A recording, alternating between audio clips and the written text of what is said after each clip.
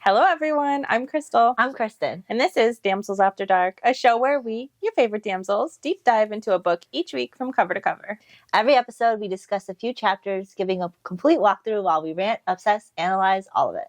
This week, we are still doing our favorite fan fiction, Manacled, and we are covering chapters 71 all the way to the end. So this is our final episode on this. Yay! As always, the link to this fan fiction will be in the description below because it is free to download. Sorry. As always, our review contains spoilers, so if you don't want this book's secrets revealed to you, please come back and join us when you're ready. Without further ado, let's jump into it.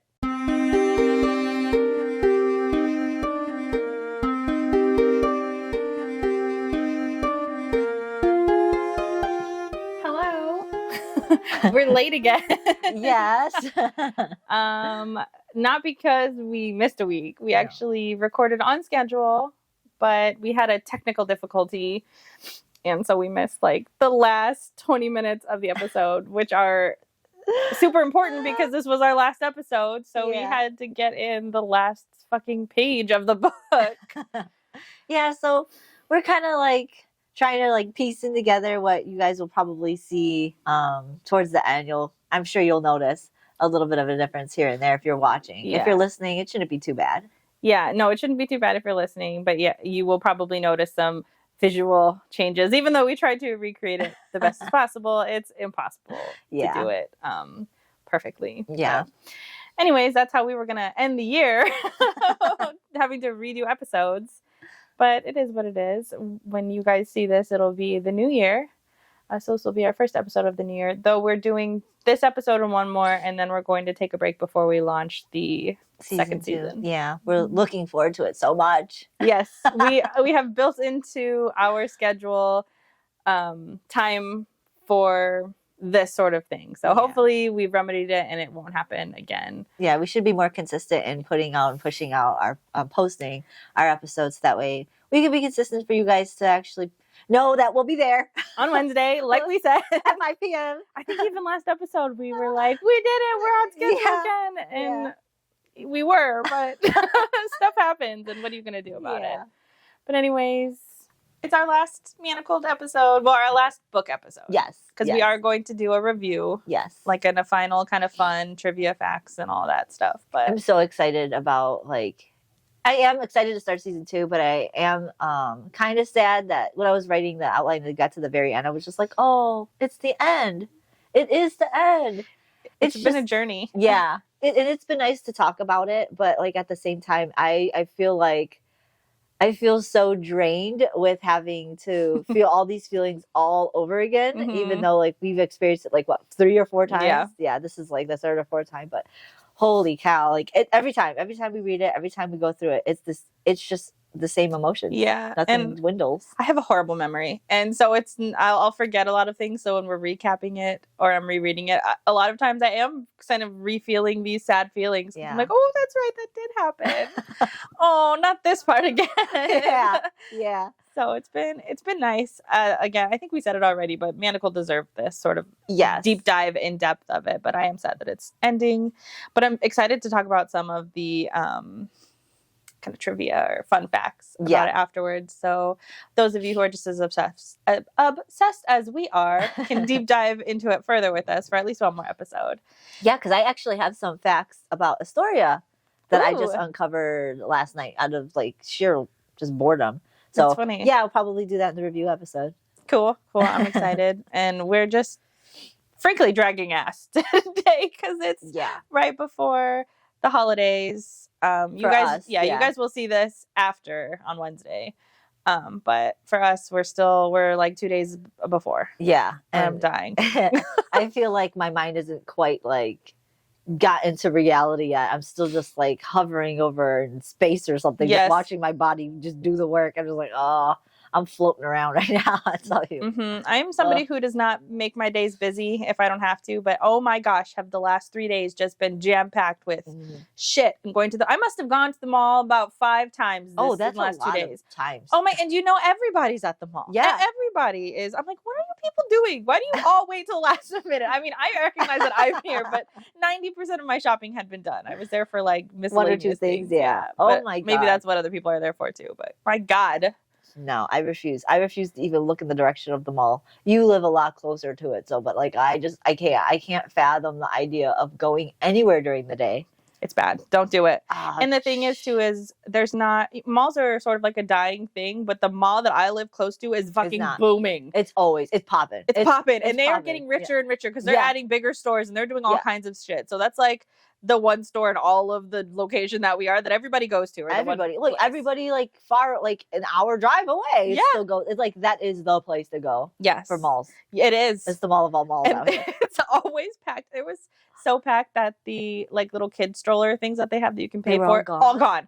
I'm like, I cannot take a 3-year-old through massive amounts of people while she's because of course they're 3. They want to fucking touch everything. They think everything you're buying is for them. It's just, oh my God, it was a nightmare. And she's like 35 pounds. So I had to pick her up and put her on my shoulders. And it was horrible. Nope. I was just like, going home. Yeah, it was bad. So I hope your guys' holidays went smoothly. It was nice and restful for you guys. Yeah, I wish that for everybody because it's not happening for us. No, we got a couple more days and then we can bask in the glory of the being done. After it, But I'm excited for this one.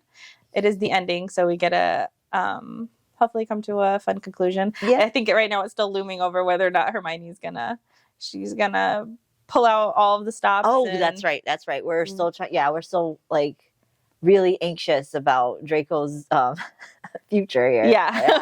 His life is hanging in the balance right now as we speak. Yeah, and he's okay. He's feeling okay about it. You know, but she's not. We're not. Nobody is but him. Anxious. That's all I can say for this. Anxious and stressed. And we left last week with him.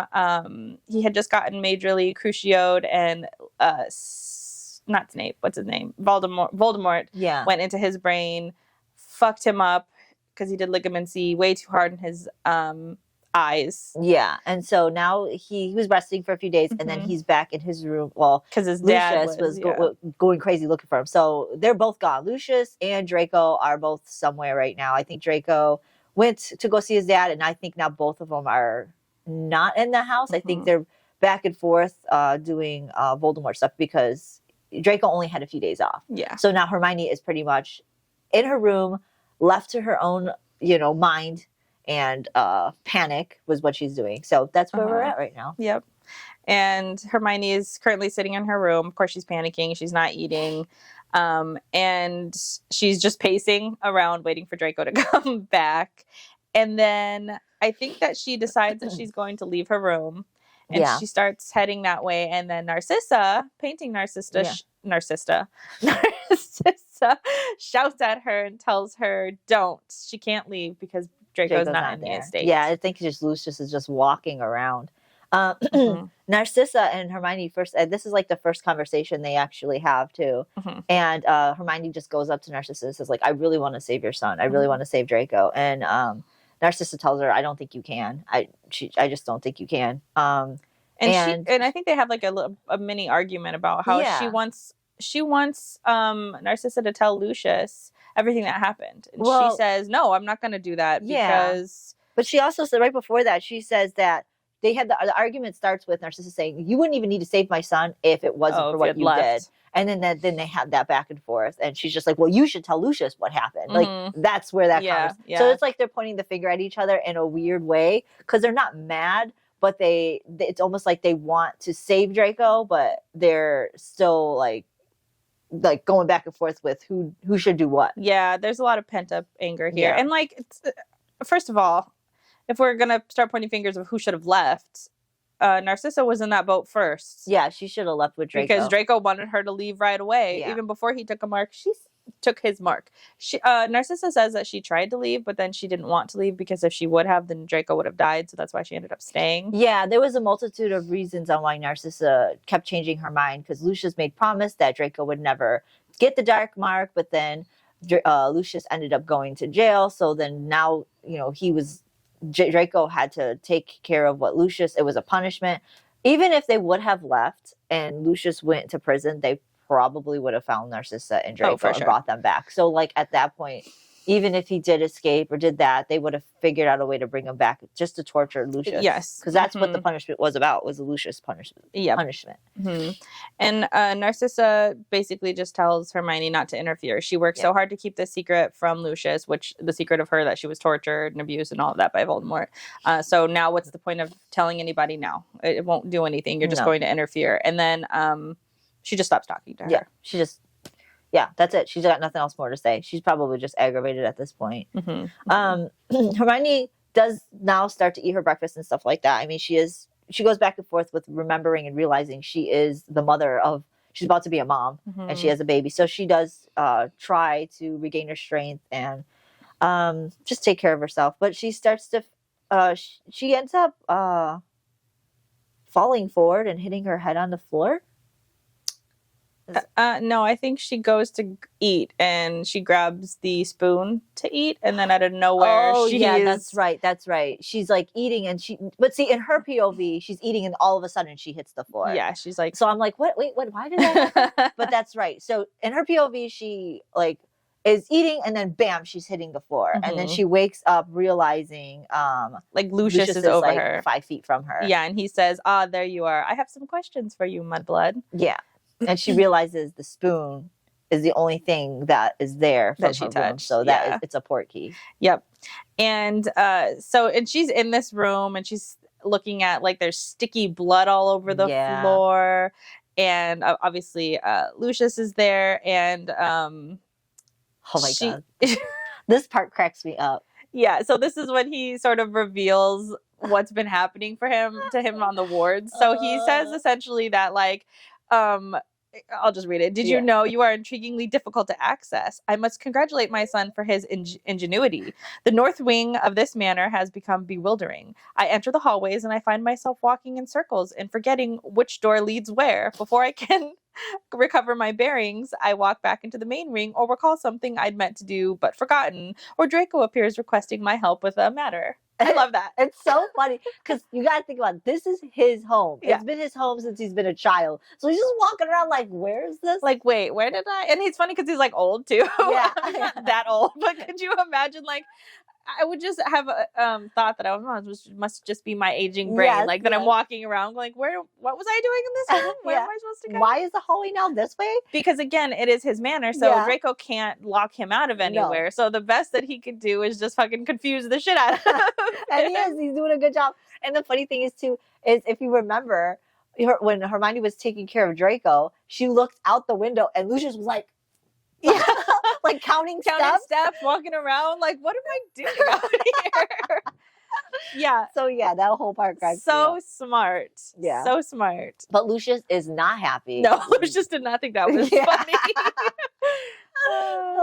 But at least he knows it was, obviously he knows it was Draco. Who else could do it? Yeah. So Lucius tells Hermione that he's been looking into her and what she did at Sussex. And he doesn't believe that she did any of that. He thinks she just knows who the last order member is and she's withholding it. And she knows more than what she's saying. There's no way she could have done it. She's just a pretty little Or at least that she didn't act alone in doing so.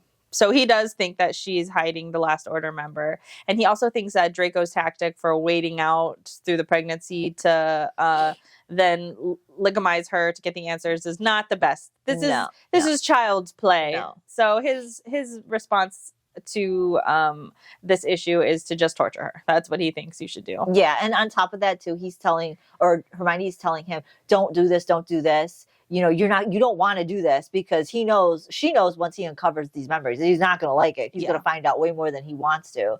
And she just begs him not to, tells him that, the baby. And he's like, you think I give a shit about a mudblood's baby? I don't fucking care. Yeah. He doesn't care. And then he even tells her, what does he say?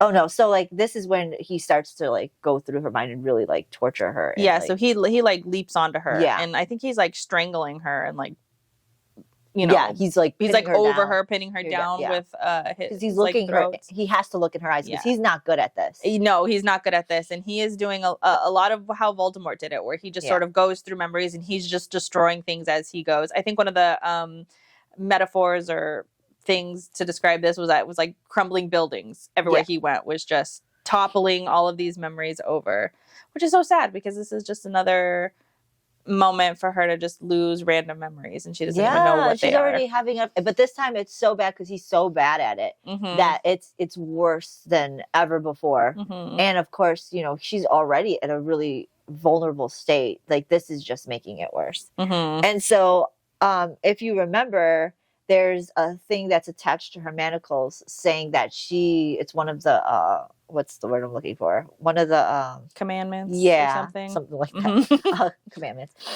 She has to do everything to produce a healthy children or a healthy heir. So she's going to interpret that as she could fight because she's not supposed to fight back is one of the things. But and because this one she can because she's jeopardizing. Yes. He's jeopardizing her baby. Well, because he tells her, open your eyes as the command. And she's looking for any way to interpret that differently. And so she interprets it with understanding that she's supposed to produce a healthy heir. And so that's what she holds on to so that she can keep her eyes closed. Yeah. So she does try and fight him. And I think she like claws his throat. Yeah, she kicks him in the groin. She's fighting as hard as she can. But then he ends up putting her in the cage, hitting her head on one of the bars. And so that is something that just like really fucks with her too. She can't see clearly. She can't fight clearly. She can't fight. And she just keeps begging. She just keeps begging him. And she saw like how he was so desperate. Like she knows how Draco is. Lucius isn't too far from it. So she just realized if he doesn't do this, Voldemort's going to kill Draco. Yes. And so, because that's the only thing that Lucius cares about right now is Narcissa or Draco. And so she realizes that and tells him, like, killing Draco, this is your punishment, isn't it? And it just makes him even more like, and she's like, he made you Crucio, Draco, didn't he? And she's like starting to put this all together, and it's just really upsetting Lucius even more. Yeah, and she made a comment, maybe not to him, but internally to herself, that she was able to deduce this because he had the same tells that Draco did. Yeah. And so she could see, with the vulnerability came viciousness. So she was able to deduce a little bit. Yeah, and she even tells Lucius at this time, Draco's the only one, because she started laughing and she's just like, I'm gonna have to tell him. So she started telling him everything. She told him everything. Yeah. Told him that Draco was the last Order member. Yep. Told him about his mom and that she was tortured and that's why he took the mark. Yep. And told him about why him being a spy, why he killed Dumbledore. Told him everything. He didn't believe her, and so he starts strangling her more intensely this time. Oh, yeah. Actually strangling her. And even deciding, well, if I want to see now. So now he even pushed into her memories directly to Narcissa. And that's where he started like attacking those memories. Because I don't think he realizes he's attacking those memories, but that's what he is. To access those memories, he's ripping them. Yeah. He's tearing them to shreds. He's just like cutting through everything to just like savagely to just get to these pinpoint memories I was looking for. He sees the memory of her talking to the portrait. He sees the memory of when Draco is telling her about his mom. And then she says that she can feel these memories falling to pieces as he's doing it. And then she feels herself slowly begin to like slip away because he's doing so much damage. She's starting to see like darkness like creep in, and all of a sudden she just sees this flash of fucking light, debris everywhere, and now Lucius is gone. Yeah, Lucius is somewhere, and she's full of blood now. So because she was hit by all the debris, and so that also contributes to her injuries. So essentially, what happens is that as he's ligamenting her, a big explosion happens, pushes Lucius back, and she's hit with shrapnel from this big explosion. Got, calf, shrapnel in her calf. Yeah, there's like a beam, chunk, a wooden piece in her calf. There's flashes of light. Debris is all over this room, and of course, this is the room that has the cage in the middle of it. I don't know that we said that, but this is the room that she had found. Yeah, because she's in that cage. And then, of course, Draco is there. He shakes the bars and he takes a hold of her. She freaks out because she doesn't know who it is. But then he tells her, essentially, it's me. I'm sorry. I can't give you pain relief potion right now, but I need to get this out of your leg. Out of your leg. Yes. I think he yanks it out. Yeah, he does. He extracts it. And then he does a couple spells right away to make sure that the baby and her are fine. The baby's okay, but she needs to be taken back. He wants to take her back to a room to properly heal her. Yeah. And she's talking about like how she told Lucius everything. And he's like, yeah, I know, it's okay. It doesn't matter. I didn't take you back to your room. And I think at this point too, she sees that Lucius is chained up. When he was going through her mind, he saw that she was talking about taking the dark mark off of Draco, and he knew that she needed Phoenix tears. So as they were walking out, like as Draco was trying to get her to come out of the room, Lucius was like asking Draco all the questions about Narcissa. Like, why didn't you tell me? Why didn't you tell me she was mine? She was mine. And Draco goes, yeah, she was yours, but you put her into an early death. Yeah, you told everybody about her and how she was yours. Everybody knew she was yours. Everyone knew that she was your weakness. Yeah. Good job. Yeah, thanks for fucking killing my mom, pretty much. Yep. And so Lucius gets more mad. And then on the way out, Lucius asks Draco what he would do if he offered to save him, asking him how much of the Phoenix tears he needed, because now he knows that Phoenix tears is one of the things that they need to get the dark mark off. So Lucius still cares for Draco in his weird way. Yeah. So like he wants him to live. He doesn't. That's why he's doing most of the shit now for Voldemort, is because he knows that Draco now is one of his weaknesses, and Voldemort is using Draco. Yep. And Draco doesn't really care to hear about his dad's bullshit. He's like, let's go, Hermione, let's, I need to take you to the room to heal. And she's like, no, wait, I want to know what he knows about the Phoenix tears. And she tells him, as she's kind of being herded out, that they need 15 Phoenix tears. And Lucius asked them what they would give in order for him to give them the 15 tears. And Draco doesn't respond. He just ushers her to the room. Takes her right out, back to her room. And then they as he's taking care of her and he's trying to talk to her, Hermione just keeps on, keeps on begging for him to like, let's go talk to your dad. But then they end up having like this discussion about how he's sorry that he didn't know the explosion was going to hurt her. And then he wanted to call a mind healer because he's starting to see that her mind from what Lucius did is really fucking hurting her. Yeah. And more so than anything that she's experienced so far. I think that's when he's starting to see, is it where he starts to see the red in her? Yep. There's red around some of the calcifications. Yeah. It's almost like, in my opinion, like blood. Yeah. Like blood going through her mind. And Hermione doesn't give a shit. No, she's like, I don't want to get a mind Which is great. I need her one-track mind right now. She's like, no, there's nothing they could really do about it. Let's just forget about it. She like swipes his hand away. Like, fucking stop. Like, I just want the Phoenix tears. Let's go find out what your dad knows about the Phoenix tears. I agree. I know, me too. There's nothing. There's nothing else left. And you're running out of time. Yeah. And also, Lucius knows. Lucius does know. Also, I just need a moment to appreciate the fact that this man fucking blew up into this room. Yes. He was like, my bitch is in there. Well, because we forgot to add that Lucius said, Draco ain't going to be able to access this room. He did. Well, right before he dove into her head, Draco's not coming to save you. And then in a heartbeat later, he literally blows the entire fucking room up. Yeah. I love it. I love it too. And Draco's like, I'm sorry, I didn't know. That's what the whole conversation is too. He's like, I'm sorry, there's no other way for me to get in there.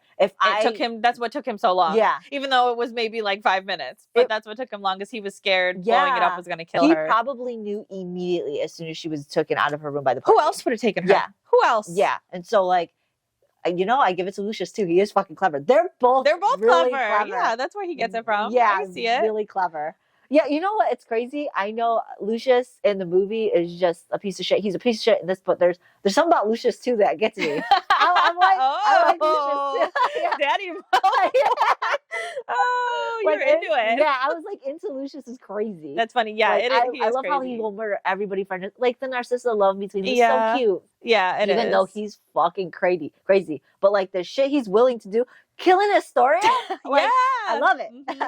Because she dare be talking about it replacing his wife. Yeah, I love it. Yeah, he's crazy. Dedication even after she's dead. The level of crazy dedication. So I'm all about it. Yeah, I see it. Okay, I see it. That was unexpected, but I see it. Yeah. I feel it. The crazy he has. But but so I mean, back to the point, like Draco knew that his dad was looking for her. So of course the moment she disappeared, he knew exactly where she was. So he only took enough time to make sure what he was going to do wasn't going to injure her, but like he had no other choice. It was getting worse. Yeah. And then they have a conversation too after this where she's saying, like, again, trying to bring him back to, we need to go figure out what your dad wants for the Phoenix Tears. And he's telling her essentially, like, it doesn't matter because even if you get my dark mark off, I'm not going to be able to duel.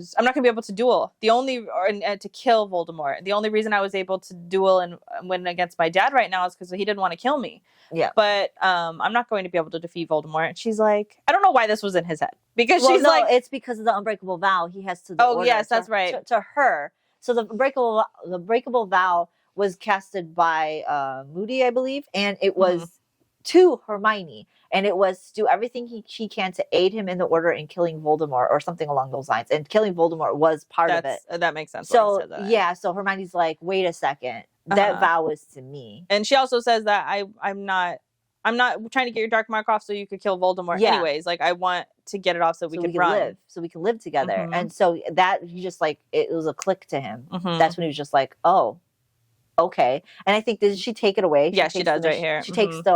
She takes the unbreakable vow and says it's fulfilled. Yeah. And that he doesn't have to. He's given his all. He's done everything. He's done. He doesn't have to kill Voldemort. She says, Draco Malfoy, you have done your best to aid the Order of the Phoenix in defeating Voldemort. I am the last Order member. I consider your unbreakable vow fulfilled in excess. Yep. So he's done. She's like, you're good. So, but she is still worried that that it might not be 100% him fine. Because if he breaks the unbreakable vow, he's dead. So she's still worried about that to a sliver degree. We'll read about that more as time goes on. But like right now, she's just been like, okay, you're done, and she's not worried about it right now. But so now she goes, please let me save you. Please let me save you. And that's like she's begging him for that now. And I think he goes to the portrait. I think Draco goes to the portrait and tells Narcissa, like, this is it. You have to go talk to him. You have to talk to Lucius. This is the last chance you're gonna get. Because we're done. We're done here. So they go down with Narcissa, Draco, and Hermione all go down back to the wing that they're in and go to Lucius. And she asks him what he wants for the tears. And he says 10 minutes alone with Hermione. Oh my God. And Draco's like absolutely not. Yeah. No. Fuck I am. And of course Hermione's like, no, it's fine. I can... What do you say? She's like, I can burn the portrait of Narcissa in front of him or something if he dares to do anything. 10 minutes is fine. I can handle myself. And then he left. Draco's like, okay. But just remember. I'm going to be right outside the door. And Lucius was like, yes, I know. You'll burn the portrait. You'll kill me, blah, blah, blah, blah, blah. Yeah. And Lucius is giving him attitude the whole time, being like snarky and sarcastic. So Draco ends up leaving and Lucius immediately asks Hermione, what do you intend to do with my son? And Hermione tells Lucius that...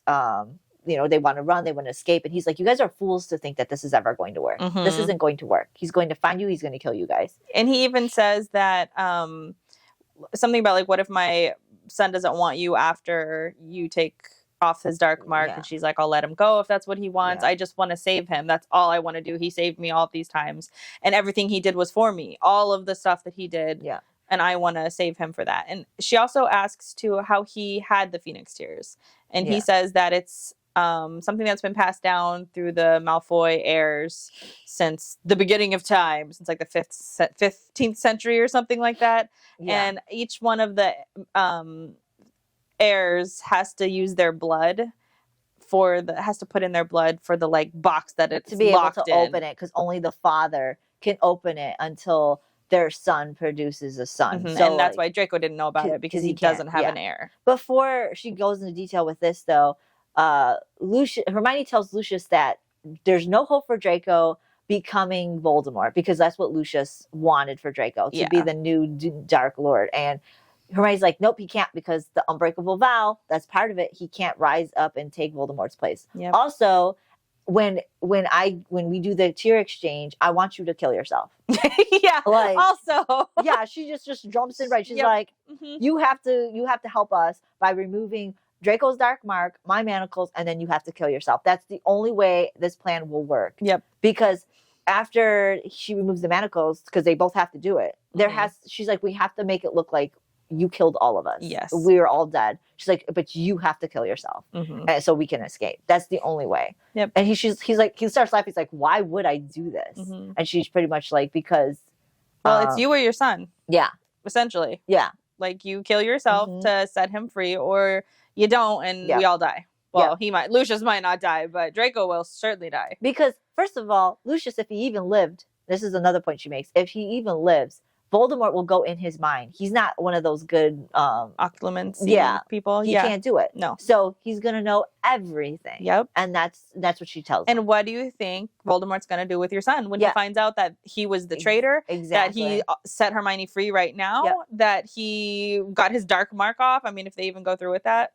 Yeah. So there's no living. Yeah. She told you not to go into his mind, but you didn't fucking listen. Nope. So. And not only that, Draco's going to kill him anyways. Yeah. So he might as well just help out and kill himself. Make your life at least worth something. Yep. To save your son. That's pretty much what she said. Yep. Yeah, that's really the end of it. So I want to say Hermione leaves the room to go back to Draco because she knows all about all of that now. And she tells him, yep, we could get the tears. Yep. And Draco tells Hermione, well, you need to rest. You need to do this before we even do any of this stuff. Yeah. And I want to say she does agree with them, which is smart because you need Hermione, you're going to do so much in the future, in like the next hour and a half of our And episode. you're like super sickly pregnant too. Like, please eat. Yeah, so she agrees. She's too tired. She doesn't want to argue with Draco, so she goes and rests. And, Draco prepares because Draco and Hermione have this discussion about how she's going to have to just tell Ginny now because the plan was for Ginny to come. Ginny's on her way. So now the plan has to change. So they have this conversation. And Hermione tells him, Lucius does love you in his own way. And he's just like, yeah, okay.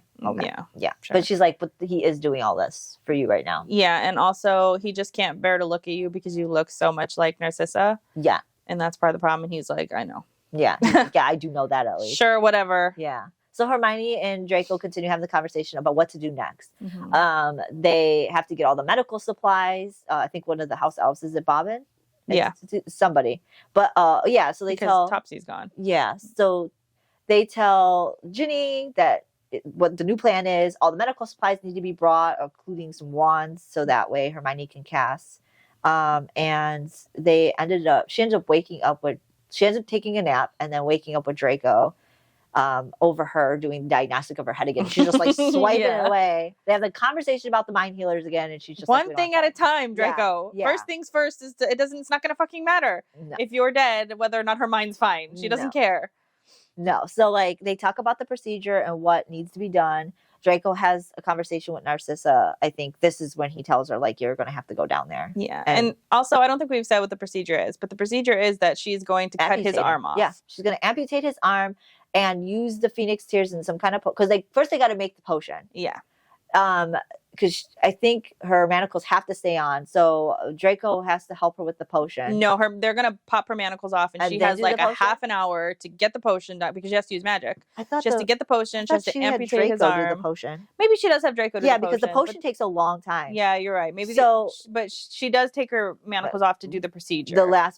So the potion and Draco helps her with the potion because I remember he has to make her have a drink just to pour in the tears. So she does the potion first ahead of time, gets it ready, everything ready. This is the plan. And then she cuts his arm off. No, she does the manacles. And then cuts his arm off. And then does the procedure because she needs to use magic to do it. Do everything. So the plan is that the Phoenix Tears, whatever, that's the key ingredient they needed to stop him from bleeding out. Yeah. Because again, once you cut off the dark mark, the thing that kills everybody is that it just continuously drains you of blood. So that's the plan. Yeah, and then after that, they're supposed to escape, and Lucius is supposed to kill them. Himself. Yeah. So kill them. Yeah. So they have this whole conversation about the plan, and Draco tells one of the house elves to bring Narcissa's portrait down, so Lucius can have his moment with Narcissa. And then they go down there, and Hermione sees everything laid out and ready to go. He even has her satchel. Yeah, her satchel. She was so excited about this. She's like, you remembered. And then she saw all the wands, and she saw that one of the wands was his wand when he was in school. So we'll talk about that in a little bit. Yeah. But like as they're like down there and having this, they see Lucius is like pawning over Narcissus, like just like over the painting and talking with her, and just it's so sad. Yeah, I feel so bad for him there. Because like he lost the love of his life, even though that's true. Even though, like, sure, he was going around and talking about this is my love, but you got to remember, Lucius already is crazy. Yeah, but then also like he loved her, so like why wouldn't he be like talking? He thought that he was in the winning side and everything's like, why wouldn't you be like, yeah, my wife's the best, my wife's awesome, my wife. Exactly. So like I still feel bad for him, even though he was a crazy fucking lunatic. Yeah, that was his love of his life, and he lost her, and the only thing he has is this painting, and now like she's I think only 18 in this painting. So hard. It's so hard. It is. So but she does have her moment. He does have his moment with her and the painting, and then basically Draco calls Bob in to bring everything, get the house ready. Lucius is telling them that they're only going to have maybe 30 minutes. It's not even an hour like they thought. So but at least it's not immediately like Draco feared. So essentially, the pies are all laid out. The satchel's there. Draco said he kept the satchel because it had everything useful in it that they could have needed, which of course it did. She was the healer. So Hermione asked Draco if he's ready. He says yes. He also lets her know that there's a horse outside, and you just have to go up to the horse and say, "Take me home," or something like that. Because the mate is at the one place at it. There, the safe house. Mm-hmm. So they get everything ready, prepared. Draco helps with the spell work of the potion. The plan goes accordingly. Nothing goes wrong with the plan for the potion. They take the manacles off, and bam, they start right away. Yeah, she immediately feels this like her magic come back to her. She feels like it's overwhelming, it's freeing, and she immediately uses occlumency to shut everything down. Yes, shut everything. So down. smart. Yeah, the best thing. She was overwhelmed, and she wanted to like use her instincts to like practice and do all this, but she knew she had no time. So she tried to hone in whatever motion she could, lock it down, try to get a sense of her abilities again. Because you gotta remember, this is a long ass time. She had and a long ass time since she's done any sort of magic, healing too. Everything. So she's prepared, ready. She has the wand, and the wand that she's able to use. Yeah, she tries them all.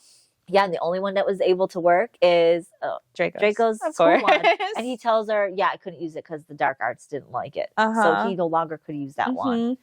And, so sweet. Yeah, I know. It's so cute. I don't think either that Lucius was fully aware of what the plan was and revolving around Draco. He had no idea. I love his reaction to this. So Draco lays down on the bed and Hermione starts like getting stuff ready. She's like, probably tying his arm off. He has no idea what's happening. And Lucius is like, what is going on? Freaking out. He's like, you're not going to chop my son's arm off. I'm not helping you so that you can fucking maim my son. And Hermione's like, I love her reaction because I just imagined it's like screeching and desperate, like, do you think I want to do this?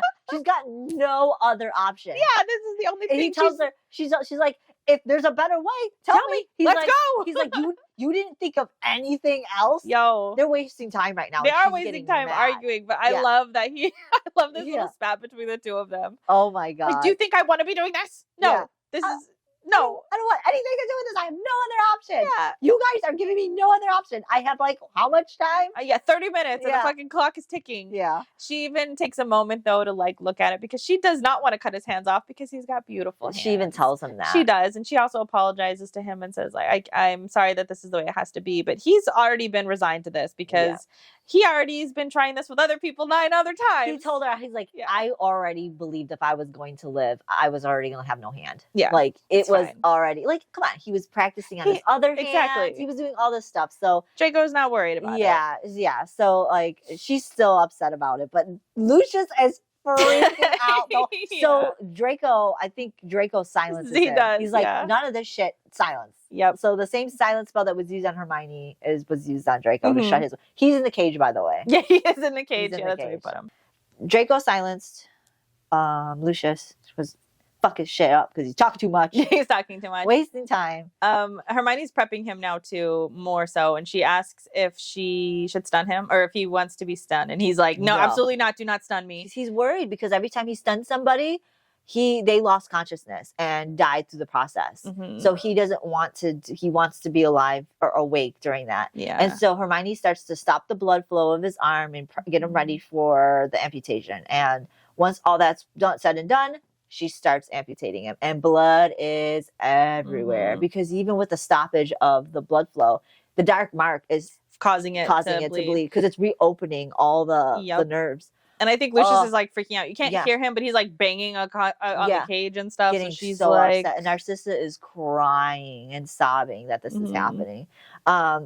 So Draco's Draco's heart skyrockets. Yes. And she's getting like really worried and nervous. And so I think she starts pouring portions down his mouth, and he's like trembling too. Yeah. She tries to stabilize his heart. And so even though he's not stunned unconscious, he's paralyzed. Yes. So he's just like shaking. She's like, even through the paralyzing spell, she could still feel him shaking. So she's holding on to him, trying to stabilize his heart. Luckily, it works. Yes. We're not going to hold you in suspense with that. Yeah. In the book, it's very suspenseful. It is. Yeah. But so, everything works out. The procedure goes smooth. Yeah. And then she just rapidly kind of stitches everything up. And bandages him up. Pulls him up, and she's like, we gotta go. Let's go. We gotta go. And Lucius is, I think he unsilences Lucius, and Lucius basically says, your time is up. Yeah, we gotta go. Because that's why he's starting to bang. Because he's all that's upsetting, but he knows. Because he was quiet for a little bit, and then he's just like banging on towards the end bars. when it was over. Yeah. So he's like, you guys gotta leave. You guys gotta leave. And so now they, I think Draco's about to hand Lucius his wand, and she's like, I don't want to give it to you. He's just like, I know. I gotta kill myself. I know. He's like, I'm gonna do it. And I think Hermione even asks him, are you? And he's just like, really? Mudblood? Like, don't talk to me. So anyways, they hand him the wand, and as Draco and Hermione are leaving, they get on the horse. She says, go home or whatever. And as they're leaving, I think we didn't talk about a lot of the illustrations, but there is an illustration here. Well, it's right here. Oh, is this the first one? It's right at the end of this chapter. So as they're leaving, she looks down, she sees the explosion, and there's this big dragon Fainfire just coming out of the house and just like eating up the house, and the house is crumbling, and it's just an image that, like, when I read that and I felt that, like, I looked at that image, it was heart-wrenching. Yeah. The anxiety of it. Like, this whole part. But the relief that she managed to do it. Draco's okay. They're leaving. They're escaping. I didn't feel any relief. I felt the relief that Draco was alive. Yeah. Because like the process was successful. And I was just like, okay. The procedure, yeah. And so that made me relieved. And then like the idea that she did manage to escape Malfoy Manor because there's wards all over it. Yeah. The Manacled thing worked. Like, I was going through anxiety, but relief the minute they left. But this next chapter, that relief was gone. Yeah, I was just scared the entire time here. Like, yes, the procedure went well, but at the same time, I'm still worried. Like, is he gonna bleed out? Like, is the potion actually gonna work? Like, did it really work? I don't know. I don't know. And he's like half conscious too. He's like not even fully. He's just there. like lumped onto her, and that's where the picture is. Well, she ran a diagnostic, and this is the only reason why. But the diagnostic shows that everything's good, and that's why I don't trust it. Yeah, I didn't trust it. Not for 1 second. I was like, this is the only moment of relief. I like that you didn't have it, but I did. And I think this is where we both battled with our anxiety, because this rest of the way, even though, let's just put it out there right now, there really isn't anything crazy happening the rest of the way. No. But like, you're left with this intense anxiety, fear. Just the like PTSD from all that I lived through for the war, through all of this. I have severe anxiety all throughout this whole thing. Yeah. And there's nothing else left, really. Yeah, it didn't. Yeah. It's so chill after it really is. There really is nothing else left. So we'll just want to throw that out there. But like, we're going to paint the picture of the anxiety. Yeah, still, we will. But there really is nothing left. No. So I felt relief for this moment, but that was it. Yeah. I didn't have any relief. Calming breath. Yeah. That was it. Like, I don't feel relief after that. So yeah, now they're on their way, because that's the end of chapter 72. There's a pretty beautiful illustration of them escaping, and Now they're just on their way to the safe house. Yes. The horse is moving really fast, and they finally do land. It takes like a couple days, doesn't it? Or is I thought it was not a couple days. It was like long. I think it took a long time. Yeah, it felt very long. And then when they land, Hermione's like, I don't know where we're at. What's going on? Where's the safe house? Draco, you got to wake up. Where's the safe house? And he says, Nyx, and there's a safe house appears. And it's not the shack. No. It's something. I imagine it's a lot like the shack, just with a bed. Yeah, there's very minimal stuff in there. Yeah. But they go inside. There's like a window. There's a bed. There's a table. Just the bare minimum stuff that they need. And Draco says that one of the house elves will prepare food. Yeah, it's not the greatest, but they're in the safe house. And now it's worth noting too that she's now suffering through headaches. Some severe headaches right now. Headaches. And the first day they get there, they just collapse into bed. Yeah. She's still focused on like checking him and doing diagnostics on him all the time, but she is suffering from pretty bad headaches all throughout. And she's still wearing the same clothes, so she's full of blood. Yeah. Yes. Blood everywhere. And they're there for a couple days, and she is struggling with feeling content. She is also not feeling relief. No. She's staring out the window. She's asking about the ward. She's panicking about what if they find us? What if they notice something about the house? What if they can do that? You know, all the what ifs. Yeah. The exact same anxiety that I'm feeling as well reading this. Like, I don't know that you guys did it. I don't know. In the process, they're trying to eat. They're trying to take care of themselves. I think Hermione tries to clean up the best that she can. Draco's in and out of sleep. She's in and out of sleep. And then eventually they finally do wake up, and they do kind of like relax a little bit. I think it's like day 3. Yeah. And then Draco tells her there's a port key over there. You just trying to calm her down. Yeah, like we can leave at any time, because she keeps asking, is it safe? Is it safe? Is it safe? Are there wards up? Yeah. How come you have to keep going out there if the wards are good? Because he's going out every day and like checking the wards and things. And she ends up like starting to relax a bit, starting to eat. He's just staring out the window until one day she wakes up and he's casted a diagnostic over her. And you could see that the redness is spreading even more in her brain. And also, she's panicking and stuff, and he tells her that he put up wards in her room to help keep her calm. Yeah. And those wards weren't there anymore, so it was almost like she got used to having them there. That's why she's having a lot more anxiety. And so I think the next day she starts to feel more calm, and then notices that he's drained a little bit. And so he admits that he used blood magic to ward the house again to calm her down. And of course she's like, why do you think you using blood magic would calm me down? He just has no more blood to give, and he's giving blood, and she's like, this is making it worse. It will make me worse. And he's like, okay, I won't do it again. Sorry. I won't do it again. I won't do it again. And so like, they start to calm down. They start to feel a lot better. Yeah. And they end up making love and having the moments together. And so this chapter is mostly about their thoughts of survival, and now if everything works out okay, what are they going to do, and how are they going to live? And at one point Draco's like, we could just stay here. And Hermione's like, no, we gotta go. We gotta go. They do that for a couple days. They do, but he tells her she's got to rest. And they were mainly waiting for her to recover a little bit before they traveled, because it's Portkey travel, so she needs to be sort of as close to her best as she can, especially because she's pregnant. Yeah.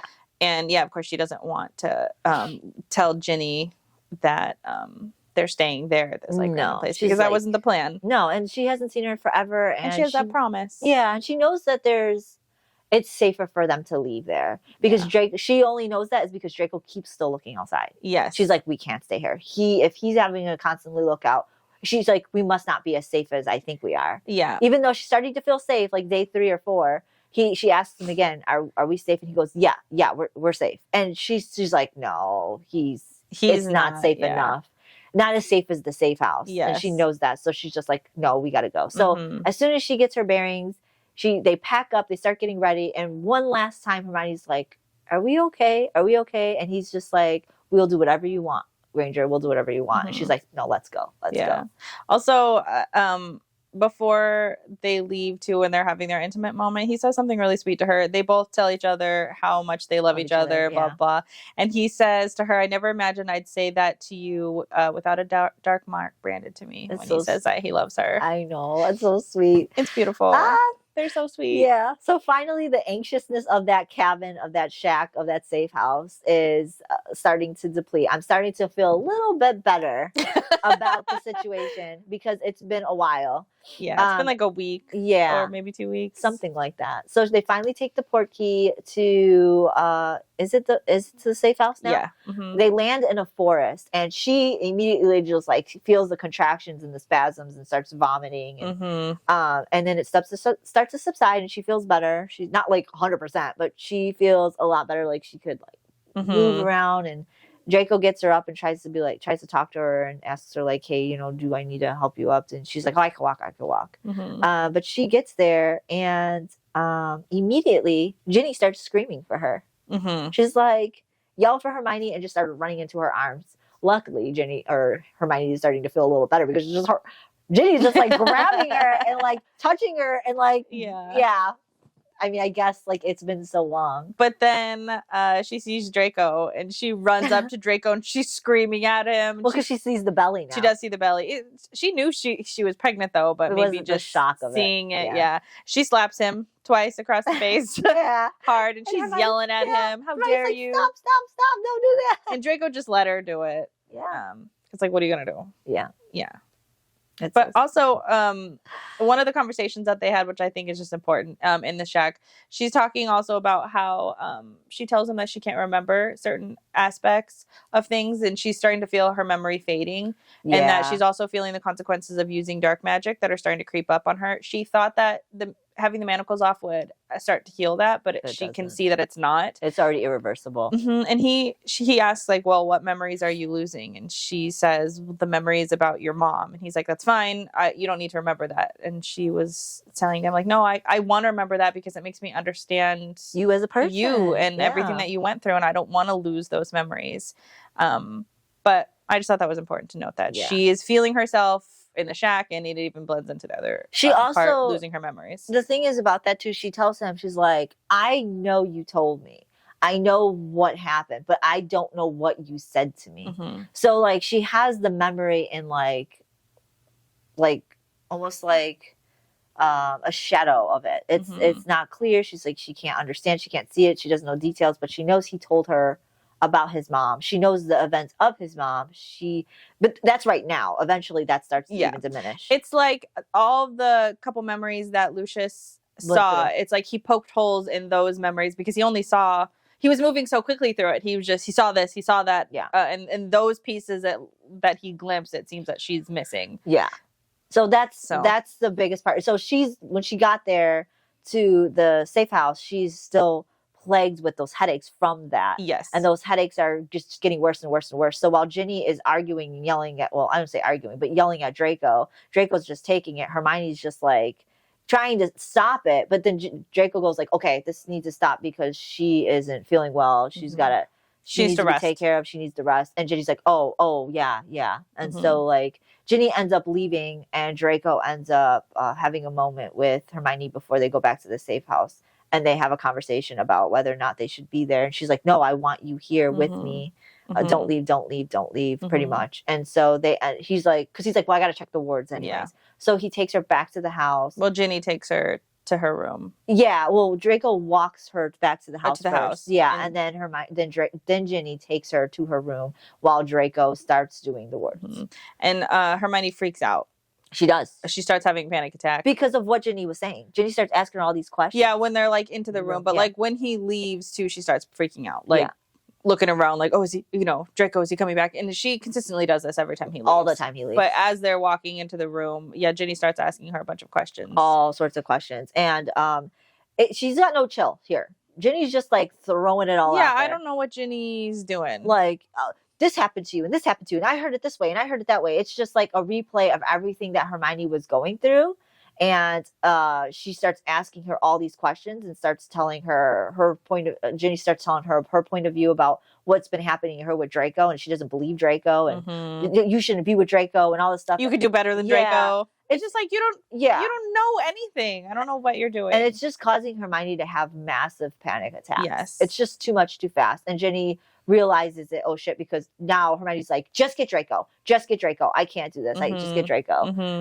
Even though at first, they had a conversation about James being born and all this stuff, and it was okay at first, and then it just got too heavy. Yeah, too fast. She also showed her room, which had a bunch of books in it. And Ginny was saying that Draco had come by and dropped off those books sporadically. Also, he built a lab for her off of her room. Also, the garden that he put out there was supposed to be for her. But Hermione Ginny took it over.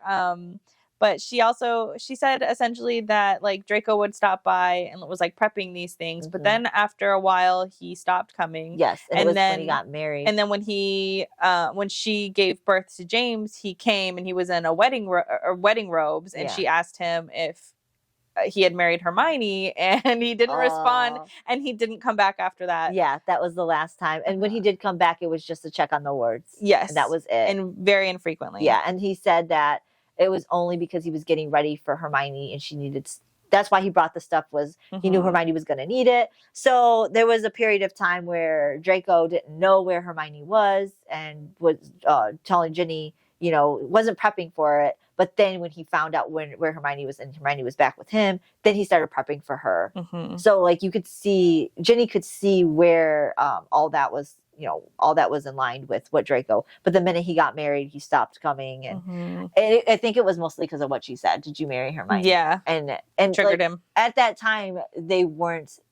Hermione wasn't there. No, he had no idea. He was still looking for Hermione. Yeah. So when he started coming back again and dropping off stuff, that's because he knew where Hermione was, and he told Ginny like Hermione will be here. Hermione will be here. Yeah. But Ginny was like really questioning everything with Hermione, like what is this? Like, I know that this was happening, but like I'm so sorry that this is happening to you. And Hermione just wasn't wanting to deal with it. Yeah. Well, because then she asks her, Hermione, like, what is the plan now? Now that Draco's dark mark is off, is he off to go defeat Voldemort? And I think that's what starts her spiraling. She's like, no, he's done all he said. He fulfilled his vow. He's done. He had a vow to the Order.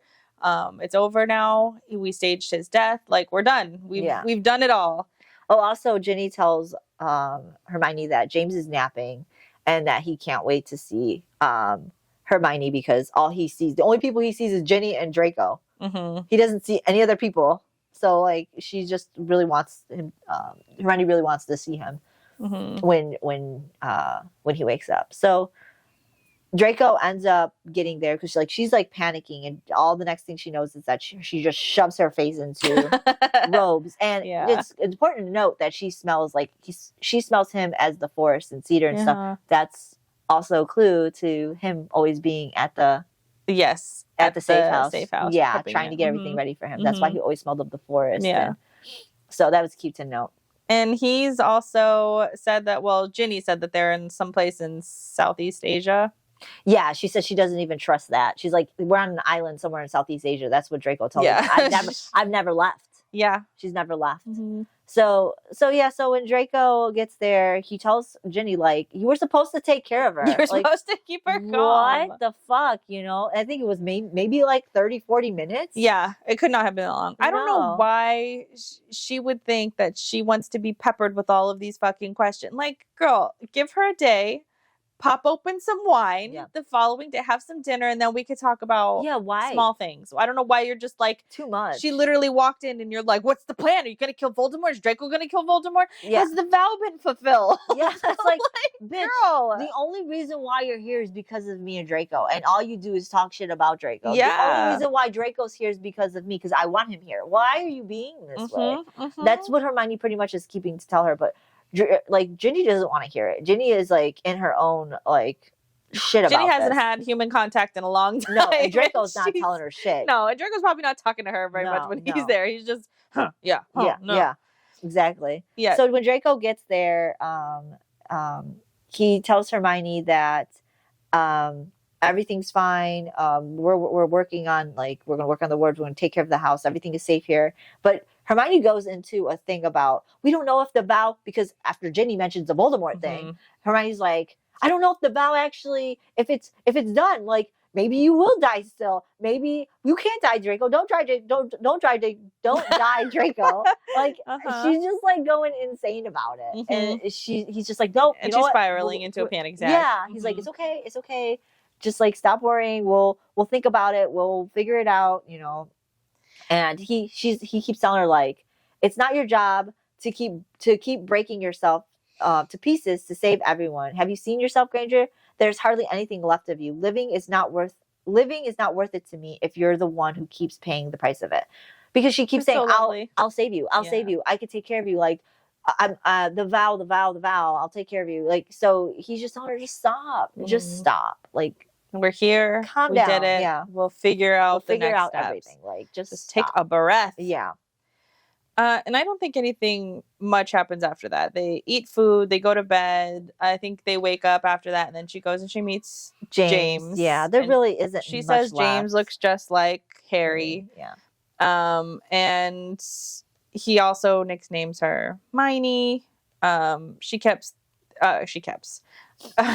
Hermione keeps thinking about how Ginny's life was so much different from theirs, how she was sort of free and safe from all of this, while everybody else was still suffering. And from the war, yeah. Yeah. And Ginny knows this too. Ginny is very, she's not oblivious to the fact that she was there taking care of James and living in a nice house, even though to some degree it is still a bit of a panic, because she said she didn't know if Draco only saved her to let her have James be born, and then James was going to be snatched from her. So she's been worried about that this whole time.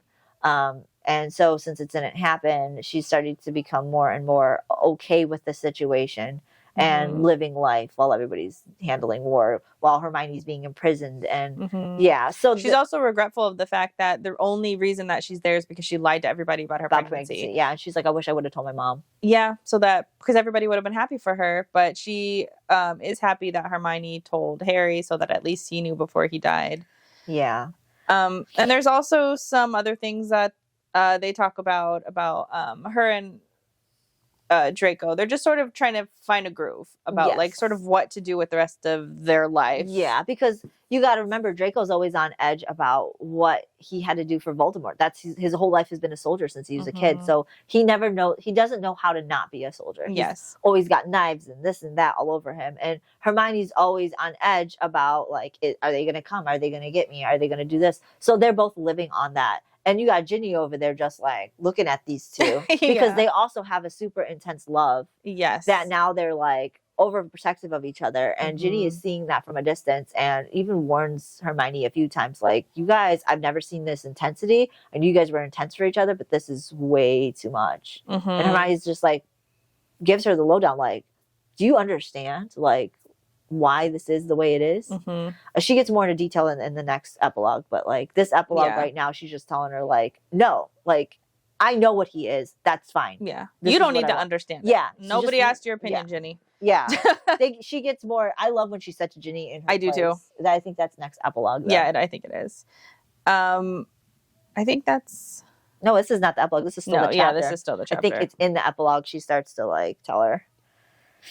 So basically, they're living with their PTSD through all of this because Draco can't sit down and rest. And like you said, Hermione's realizing that he doesn't know how to do anything other than be a soldier, to constantly be patrolling, following her around with his wand and checking the wards all the time. He doesn't know how to do anything other than that. He doesn't know how to settle. She also doesn't know how to do anything other than just panic. Like that's all she does. Every time he leaves, she's panicking. He fucking trips and falls, she's panicking. Like, which it's I'm saying it silly and lighthearted, but I understand where this trauma is coming from. So I get it. And I'm also sitting here with this anxiety with her as well, because I still don't think that they're safe. Like during this whole part, I don't believe it. I feel like I went through a lot of trauma and I also don't feel safe and content here. I don't. And it's funny because even Ginny intensifies it because she's constantly going at Hermione with her fucking little things. Yeah. And I mean, Ginny even told Hermione at one point too, she's like, I would have killed Draco 1,000 times over, but he never let me have a wand the first year I lived here. And it was because of the fear of with James. And she went after him with like a steak knife a couple times too. She says the first few days. Yeah. So it's like you got this intensity of what they're doing with their PTSD, and then if they're going to relax, and you got Ginny going at them like, what is wrong with you guys, you know, and then like coming at them with all this stuff. So I would say a few times Ginny and Hermione had these conversations. It was just like bits and pieces of like how Ginny felt, how Ginny is living, and how Hermione is coping.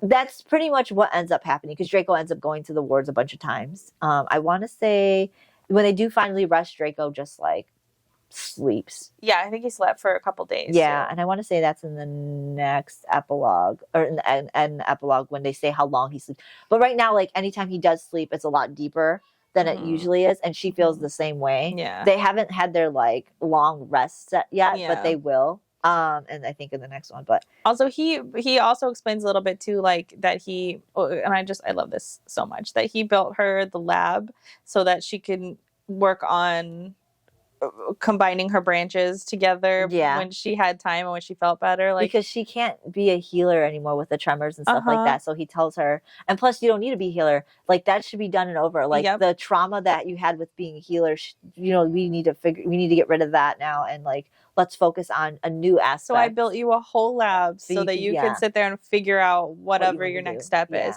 And she also asks him, like, well, what would you have done if you wouldn't have went to the war? And he's basically says, well, I would have just been the next Malfoy heir, so it would have involved lots of politics and lots of ass kissing and all of this stuff that my dad would have wanted me to do. So that's even sad for him. Like even like, oh, what would you have done if not for your trauma? Oh, well, I would have just been doing other shitty things. Yeah. The crazy thing is, though, so she ended up saving him from his whole family bullshit, too. Yeah, everything. Not just the war, but he's free to be who he is as a person. And to be whatever he wants. Yeah. So one day, they're all sitting down, eating dinner or lunch or whatever, and Ginny also mentions to Hermione a few days back that the only thing she has to the real world is every now and then she gets a paper. Yeah, the Daily Prophet. Yes. And so just like Hermione did when she was... So, but it's like, I think a couple weeks back or maybe a week late, like... 2 weeks behind. So they get the paper in, and it says right at the top, High Reeve killed in faint fire accident, Draco Malfoy killed by father in shocking murder-suicide case at the Malfoy Manor. So this actually right there starts to ease everybody's fears and ease everybody's anxiety, because now they know that plan works. Yes. No one's going to be searching for Draco. No, because it even tags in that the surrogate was dead. Yes. Yeah. Like it adds that in there too. So like nobody's searching for them. So that heading for that paper pretty much makes them feel a lot more at ease. But they go more into the paper and about like what happens or how it happened, and that the faint fire was very similar to the Lestrange fire. The Lestrange fire accident, and that Lucius just never got over Narcissus' death, and he just like went crazy and committed suicide and killed everybody. So that was pretty much the end of that, the end of the book, and then it goes into the epilogues with talking more about the faint fire and the paper, and everybody just feeling like they're more comfortable living in the safe house. And this puts Draco in like a 2-week hibernation mode.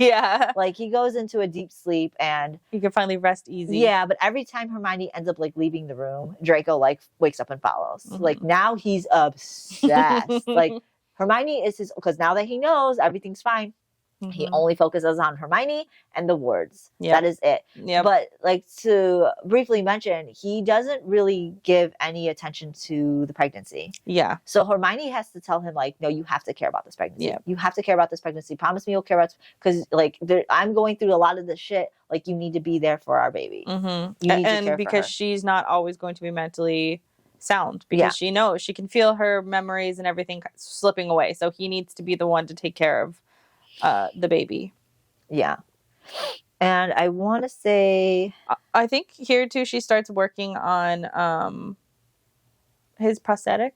She begins working on some like metal hand for him. And her first couple ones didn't really work, but then she started using some of the Manacled technology, kind of using it for good. And also the one that she created helps him not like grab things so aggressively. So like when he can only put so much pressure, and if not, the fingers will go limp. Yeah, so it'll like go like not break, but just go limp. And then she taught him how to fix it himself every time. And she wants to put a wand core eventually in his prosthetic. Yeah. So that way he could just cast. But in this one, it doesn't happen yet. No, she does it. She does it for the later one. Yeah, and she puts the first one that she puts on him, he passes out. Yeah, because the pain was too much. Yeah. The second one, he just sort of yelped. Yeah, but he got it on, and so she was also working to help him, like, know how to just use things too. Yeah, because he was worried about touching her, because he doesn't feel the sensations, but he just he feels the pressure but not the sensations. So he's able to know when he's touching something, holding something, or when somebody's touching him or holding him, but he doesn't feel it, like nerve endings. Yeah. But yeah, somewhere down the line, there's a few illustrations in these epilogues. I feel like we're just going to like run through these epilogues like really quick. But there's not a whole lot to them. Yeah, we're just going to briefly talk about things kind of in order, kind of not. We're kind of just going to like lump through this.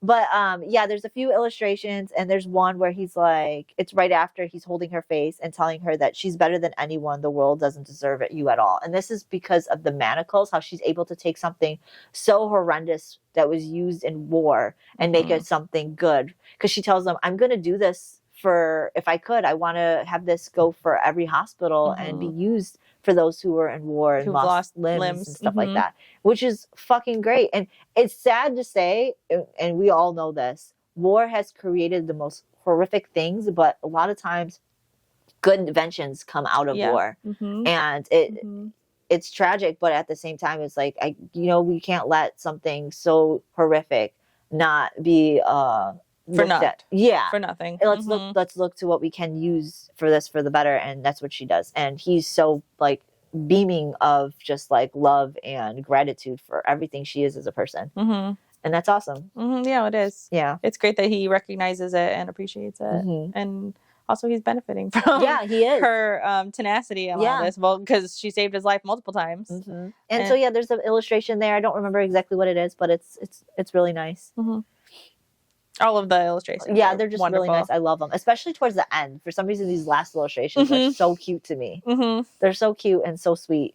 And during this time too, Hermione is, she's getting more pregnant, so she's having panic attacks about the fact that she doesn't think she's going to be a good mother. And of course, Ginny's there to tell her, like, look, you mothered Harry and Ron all the time. She's like, that's different though. Yeah, she's like, you'll be a fine mom, and we're gonna be here, and Topsy's gonna be here. Everybody's gonna be here to help you.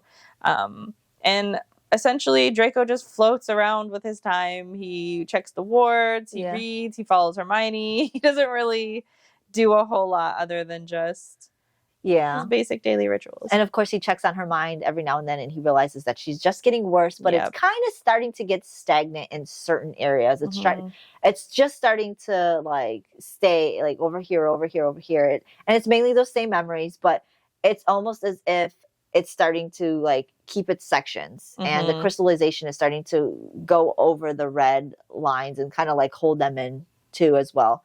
So it's starting to, because he's like, we need to get a mind healer or whatever. We need to get midwives or whatever and stuff like that, because they're trying to talk about the pregnancy as well as her mind, just her overall health. And she's just like, nope, I don't want a mind healer. We'll be okay. All that, but it's getting closer to her pregnancy. I think she's at this point now, like where she's at 41 weeks pregnant, and she's ready to give birth. And we're going to shorten this because it's like a bunch of pages on her giving birth. But her pregnancy goes well, and she ends up having a baby girl. And Draco is just like really weird about it during this time, and just kind of like standing off to the side, not wanting to do anything. He doesn't want to touch her. He almost like she's about to flee, she says. But she grabs, like tells him, no, get over here and look at your baby right now. And then, long story short, finally he does, and like he's entranced by her, and like because she grabs his finger. The baby puts his finger on him, and he's just like immediately he's in love. He looks at her, gives her the same look he gives. Hermione, the possessive, loved look. Yeah. And we learn in the second epilogue too that the reason he is acting this way is because all he knows is how to kill, and so he just thinks that he's gonna hurt her. But Hermione's like, you don't just know how to kill. Like, you saved me.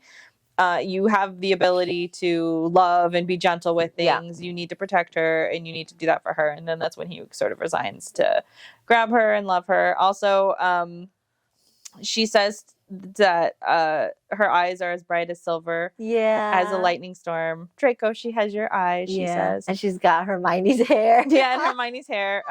Also, in the first epilogue here too, they talk about a little bit of the politics that are going on as well. The International Confederation has finally announced its intention to intervene, because now that the High Reeve isn't alive anymore, they're not really worried about him. So there's no one there to kind of take over. So they're just going to go ahead and go on in. Yeah. And so they go in and they crush his regime. Essentially. But they leave Voldemort to his own. Yes. Yeah, and Ginny does not like this. No. Ginny is very pissed off at the fact that, and then they even mentioned that the surrogates are kind of just like being put it everywhere, doesn't matter, the trials are going on, and that the surrogates are losing their babies. So that's in the compensated. That's in the second epilogue. Yeah, that's all. So like they're Ginny's not happy with what's going on, and Draco and Hermione are just like, I don't fucking care. It's not our problem anymore. Yeah, we're safe. We're good. They did enough. Yeah, and I feel for them. Like, they don't need to do any more. Yeah. And Ginny just pretty much tells them, like, you guys don't need to do anymore. Yeah, because what essentially is happening to the surrogates is that the surrogates are, well, the first round was that they were just gonna, the kids go to the parents, the heirs. They're the heirs, and then they'll just pay off the surrogates. And some surrogates were okay with that, but others wanted their child. Yeah. And so then they reconvened and they were like, okay, well then we'll give those that want to keep the kid, they can have the kid, because it was a big issue. It was a big political issue that they didn't. People were not happy about that. And this is going back and forth in the paper over time. And Ginny is Hermione's getting really upset about this, but there's nothing else she could do about it. I think she even got panicky about it a few times. But Ginny is like really upset. And she's, you got to remember too, Ginny didn't really fight in the war. She didn't do anything. So she's able-bodied and like upset. James is getting older too. I think right now he's like 3 or 4. No, I think they're like 5 because she leaves. She doesn't leave yet though. So I think that as the paper's still going, I think he's like 4 at this point. Yeah, probably. Yeah, because him and Aurora, we didn't even say the name yet of the baby. Oh yeah. So they decide to name the baby Aurora Rose Malfoy. And she's like, her and James grow up and they have like a wonderful life, but Aurora is so obedient, obsessed with James. She's obsessed with James, but she's also like super obedient. Like, she doesn't cause mischief or anything, but it's James who does. Yeah. So a lot like Harry and Hermione. Yeah. Yeah. As growing up. So yes, they're best friends, but also, as you were saying, Ginny is following the politics of what's going on in the paper. And so they did the first thing where they took the babies from the surrogates, but now they flip-flopped and they moved it to that the surrogates can have the babies if they want it, or they can give it up for adoption. And those who give it up for adoption both will be compensated. Yeah. And Ginny doesn't like that because, well, obviously it's fucking shitty. We're going to compensate you, but nobody was really going to face charges because the organization came out and basically said that they were under the impression that the surrogates were doing this willingly. Yeah, they were not. And that's why they didn't intervene earlier, because they were doing it willingly. Yeah, so that's so shitty that's what's going through the papers, even though the very first paper of the surrogate thing was of Hermione unconscious. Her unconscious picture. Yeah, so come on. They know. They did know. But they were scared. They just didn't want to, they just wanted to act like they weren't a big part, or they should have been a big part, and they didn't, and they probably feel guilty about not being a big part of it because now they're knowing the extent of how fucking bad it was. So while, that's going on, the papers are going back and forth. Of course, they're living their lives. There's a few illustrations of Draco and Hermione still, right after they were talking about the dark mark, because Hermione was talking. Hermione's going through her brain things, her issues with her brains, and Draco was telling her, was the amulet the one that was helping you through your dark? Because the dark magic is playing a role on her brain. And so they have a conversation about the amulet, and Draco pretty much apologizes and says he wished he would have known sooner. And she's like, well, we weren't telling each other stuff. So because and she wouldn't have chose a different result anyway. Yeah, because the proximity of the amulet being on her was what we now know stopped the dark magic from settling in her. But she gave it to Draco, and so now he can't, it's in him. He can't give it to her.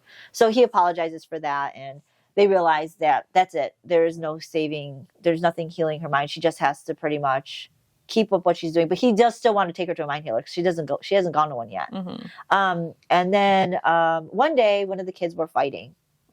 She heard a scream. Let's put it that way. She heard Aurora scream, and James was yelling and screaming too. So all the parents, they just rush. Draco grabs, I think he's got all of his weapons on him, and Hermione grabs the fucking knife, and Ginny grabs whatever she can, and she runs to the kids because they all are panicky, thinking somebody's there. And it's just Aurora trying to beat the shit out of James for stealing his book. For stealing her book. Because stealing her book, because she's saying it's mine, because she has a problem just like her dad does. Of the Malfoy being line, possessive. Of the possessive nature. So she definitely has the possessive nature about her. Yeah, and then of course they have the parental like, you got to apologize, you have to share, and she doesn't want to. But and then Ginny makes the remark that, like, well, I'm glad I'm not the only one that has a disobedient child. She's laughing about it. Yeah, because Hermione's a little worried that this is going to be upsetting, and Ginny is just cracking up. She's like, "Oh my god, thank God! Yeah, thank God, your child can also be crazy." Yeah. So, but what they deduce from that, both Draco and Hermione, is that they thought that, like, their immediate thought was that somebody found them. Yeah, they thought they were living in a safe world for a little bit, and now they're just like, guess what? We still feel this way. It's still lingering. The anxiety still lives on. Yeah, so now they are having to come to realization that they need to work on that. They need to, like, take care of themselves. And I think Hermione, like, takes all his weapons off of him because he's loaded with them. And he's still, like, going places and doing things like hush hush and, going around the house. And he's not really telling her too much about how his day is and what's going on. But, like, Draco walks around with Aurora on his shoulders. And there's an illustration of that too. Because, we're fast forwarding through this, but Aurora's like as soon as she was able to sit up, he had her on his shoulders, and that illustration is so fucking and cute. Also that he stopped really talking to anybody. It was literally just he had conversations with Aurora, and that's it, and Hermione, but it was mainly just those two. And then also Aurora slept with them, co-slept for a while, and finally when she was old enough to go have her own bed, she did, but of course she kept trying to sneak in. But essentially it's that him and Aurora basically ended up having a really close relationship, and that he loved her just as fiercely as he loved Hermione. But also during this time when I think Aurora's like, she's like 3 years younger than, she must be like 3. And it's James's about to be his 5th birthday. And that's when Ginny starts seeing more of the political papers. And Ginny is pissed off because they've toppled Voldemort's stronghold, but they're not really doing anything. They're just sort of pitter-pattering around with these trials again for all the surrogates. And so Ginny just decides she's got to go kill Voldemort. Before she goes and kills Voldemort, though, I don't know if it's before or after.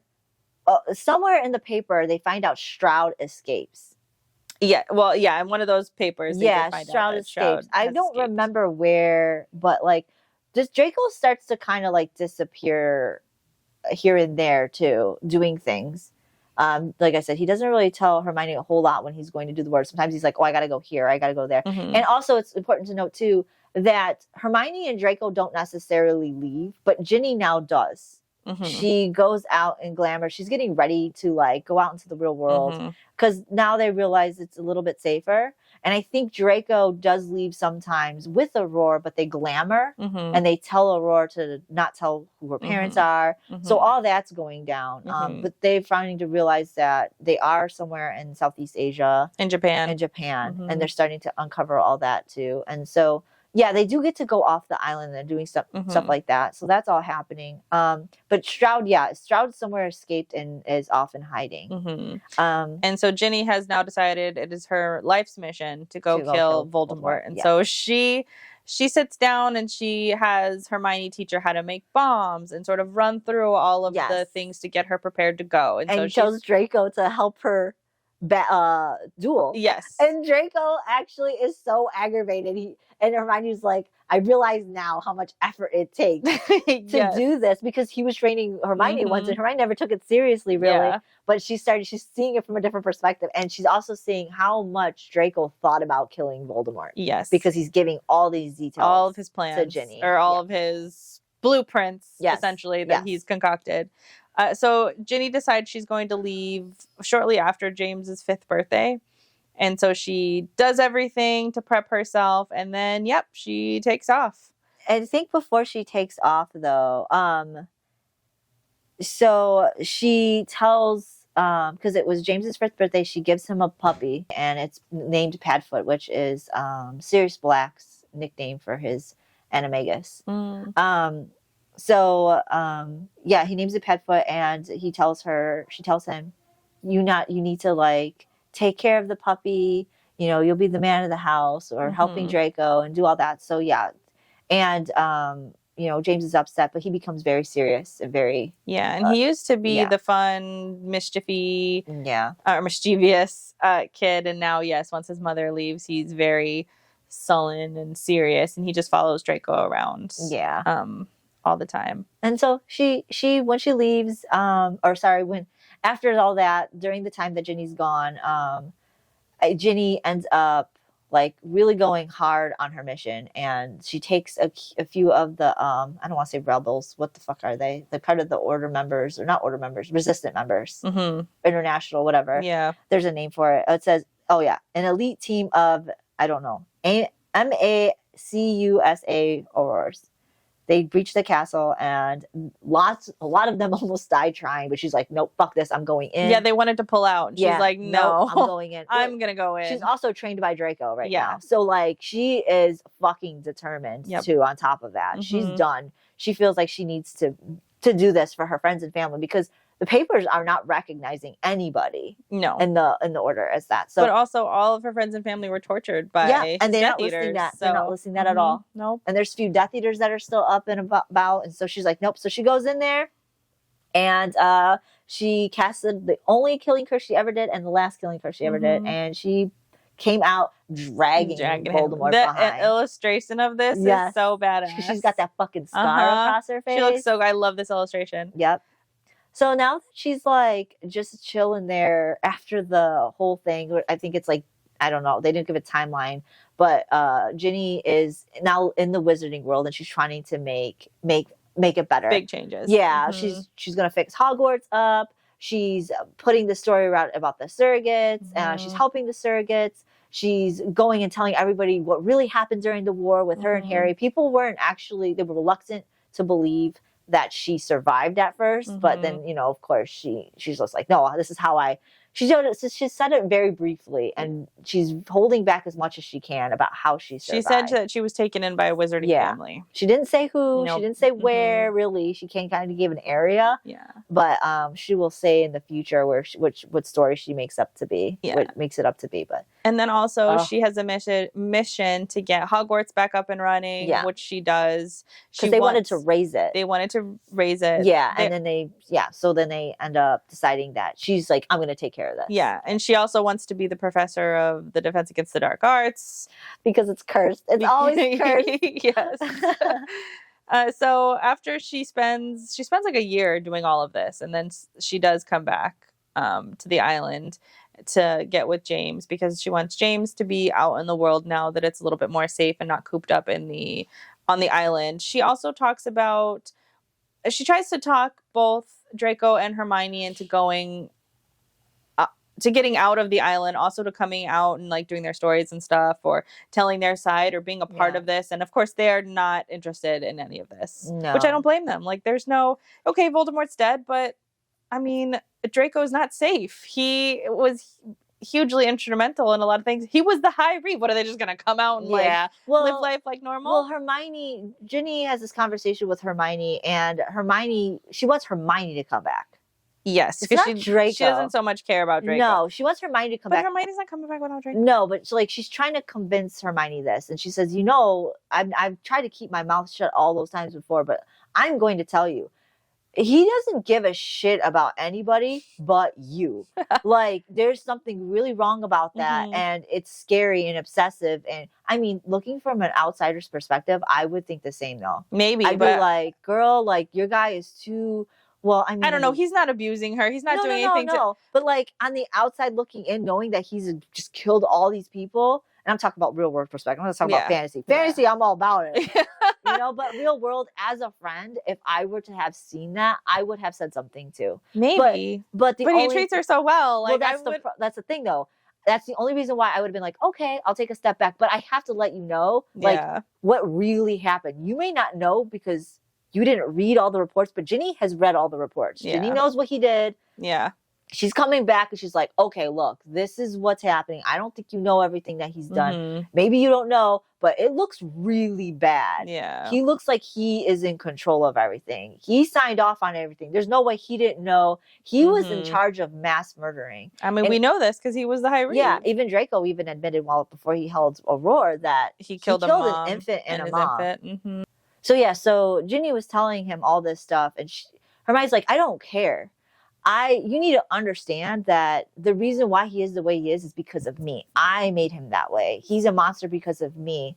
And you have to realize that, like, I'm not as great as you think I am either. Like, I did a lot of shit. Like, and so Ginny is surprised by this. Yeah, Ginny just was like, oh shit, like, I guess so. Well, she says a great quote, which I'll read, because Hermione says to Ginny, love isn't always as pretty and pure as people like to think. There's darkness in it sometimes. Draco and I go hand in hand. I made him who he is. I knew what his runes meant when I saved him. If he's a monster, then I'm his creator. What do you think was the source of all of his rage? Yeah. So essentially shutting her up by saying, listen, everything he did was because of me and was for me. She was the puppeteer to his madness. The creator. She orchestrated everything. She created that monster. Yep. And so, like, I don't think Ginny understood that, yes, he was a monster, but who was the reason for it? Yep. Everything was... I don't think she knew the extent. Ginny talks about it, but, like, no one else knew the extent of what was going on behind the curtain with Hermione. Hermione was the one. And even before that, nobody knew what his real motives were. Nobody knows about his mom. Nobody knows about anything. So for you to be an outsider, I mean, I get that she's a friend looking out for her, but also the argument that, like, he's real obsessed with you, I thought was hilarious that she used that. He doesn't care about anybody else but you. He'll kill the whole world for you. Yeah, it's just like that's your argument. You're coming with me at that argument. Yeah. Like, that's exactly what I want. I'm into that. Yeah. Like, I don't know what your point is here, Ginny. The thing is though, you got to remember too, she was for a hero. That is right. So her definition of what she's obsessed with is different. Yeah. She wanted, which we hear the cliche all the time when it comes to our fantasy guys, that I don't want a hero because hero will burn himself and save him or kill himself to save you, where I will kill everybody. Yeah. The hero will save the world before they save you. Yeah. So no. Yeah. So Ginny doesn't understand. No, Ginny, and that is why I feel like, as her friend, that perspective was, this is why I have to fucking tell you. But I'm happy that Hermione put her in her place because she doesn't know what the fuck she's talking about. Even if all of that wasn't the case, like all of the, he's so obsessed with her and she wasn't his puppeteer. Like, at the end of the day, like, you don't really know the whole picture. You don't know the story. You don't know what drove him, whether or not it was Hermione or it was his mother in the very beginning. You don't really know. So I'm glad that Hermione was. My thing about this too, which, if this was any normal fucking real world occasion, I can understand where Ginny comes from. But in this circumstance,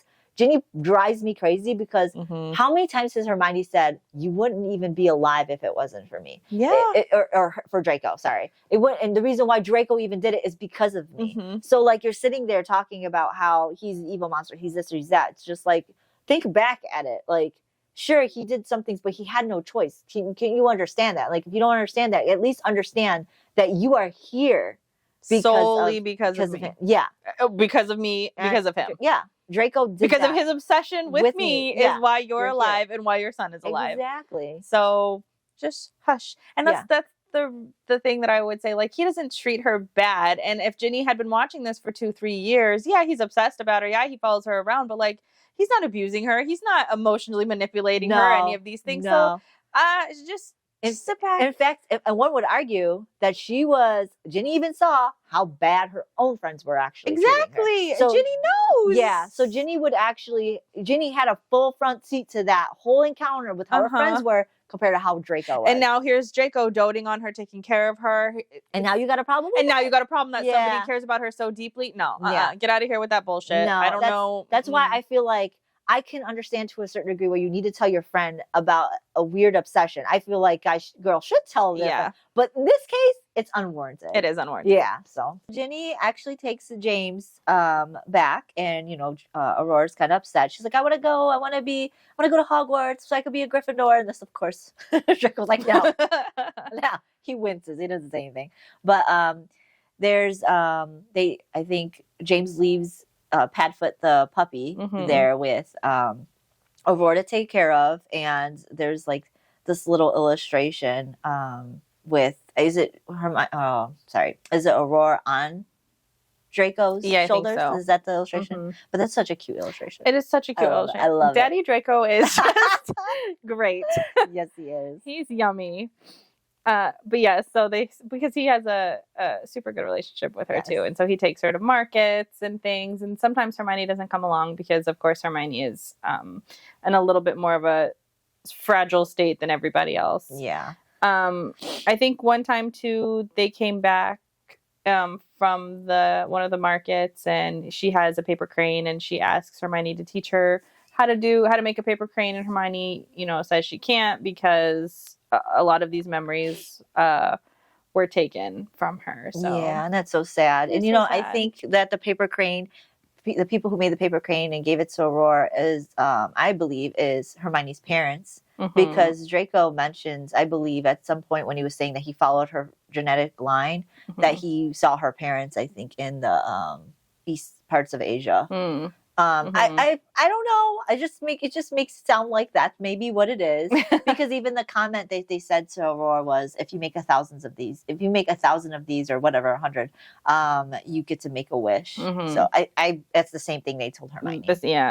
And then in her explanation also to Aurora, she says that her magic can't fix her because obviously it's a mind issue which magic can't fix, and she tells Aurora also that she can't have any more babies.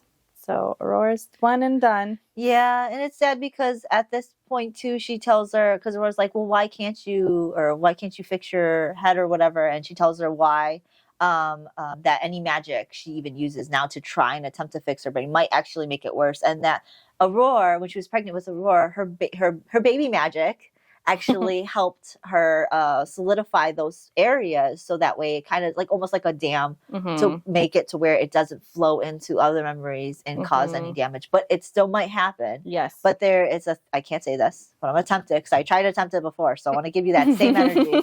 It's called fetal-maternal magi-microchimism. But that is the name. And healers told her that if she tries to access those memories, it might open the floodgate. Yep. So she just doesn't touch it. Yep. And doesn't really use any of her magic anymore.